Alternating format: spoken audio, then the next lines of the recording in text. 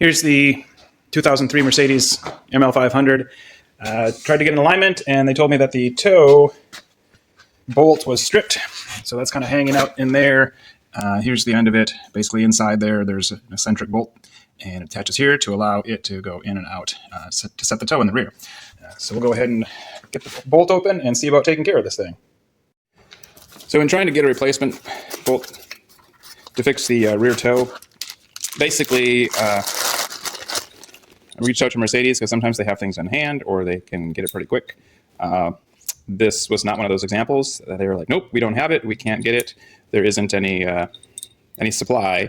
We can't even get it from Germany at this point. So you'll have to go aftermarket to find it. So there's a little bit of no markings on here. It appears to be about correct, but I'll compare it to what's underneath the car at the moment. And hopefully the old one comes off just fine and we can do a replacement and then bring it back for alignment. Oh gosh, that's close. Should have lifted the car up higher. All right, so there's one end of it. And then there's the other end. So we'll get the wrench and probably an impact on that and see if it comes off neatly. So I've just put this on here and I'm going to see how hard it is to break loose. Oh, that takes nearly no effort. So I guess we'll go ahead and work to spin that off and hopefully I'll be able to bang it out and just get the new one put in.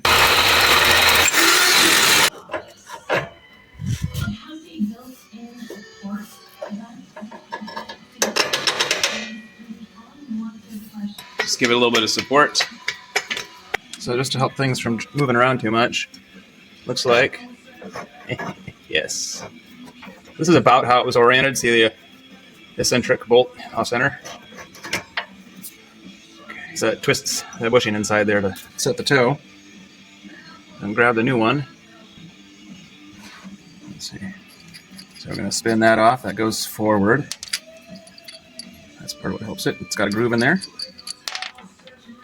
So then we'll go ahead and put this back in, roughly oriented the way it was before. And hopefully it comes together just fine.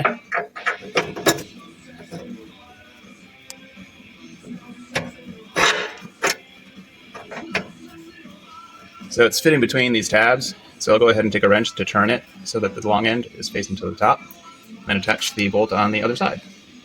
And we'll be about set to call it up and make an alignment and finish this up and be safe on the road again.